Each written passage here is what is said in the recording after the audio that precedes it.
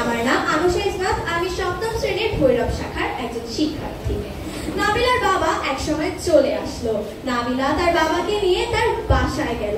বাসায় যাওয়ার পর নাবিলার বাবা হাত মুখ ধুয়ে ঘুমিয়ে পড়লেন। তারপরের দিন সকালে নাবিলার বাবা নাবিলাকে বলল, নাবিলা, আমি শুনলাম তুমি নাকি আমাদেরকে না বলে চলে গিয়েছিলে শিক্ষা সফরে, এটা কি তুমি ঠিক করেছো? নাবিলা বলল, বাবা, আমি তো গিয়েছি, আমার সাথে তো বিশ্বস্ত মানুষ ছিল।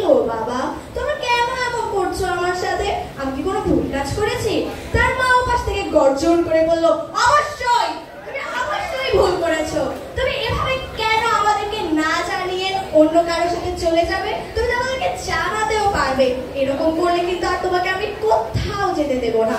তারপর নাবিলা কিছুই বুঝতে পারলো না, এ কি হচ্ছে নাবিলার সাথে। নাবিলা কি ভুল করেছে? নাবিলা তো তার বন্ধুর মায়ের সাথেই গিয়েছিল। এরকম করতে করতে তার বাবা মার সাথে অনেক কথা কাটাকাটি হলো। কথা কাটাকাটি হতে হতে সময় কখন যে পেরিয়ে গেল কেউ বুঝতেই পারলো না। এতক্ষণে নাবিলার স্কুলের সময়ও শুরু হয়ে গিয়েছিল। নাবিলা আজ আর স্কুলে যেতে পারলো না।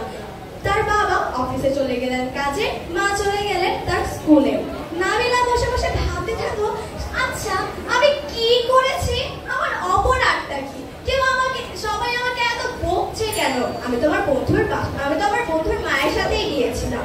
তারপরে নাবিলার বাবা সন্ধ্যার সময় বাড়িতে এলেন এবং নাবিলার মাও এলেন। নাবিলার মা এবং বাবা তাকে বসিয়ে বললেন যে, শোনো, এভাবে তুমি যদি আমাদেরকে না বলে চলে যাও তাহলে এটা হবে না, এটা ভালো না। আমরা জানি তুমি অনেক ভালো। তুমি যদি কোথাও যাও তাহলে অবশ্যই আমাদেরকে জানিয়ে যাবে। আমাদের অনেক চিন্তা হয়, আমরা যতই না বাহিরে থাকি আমাদের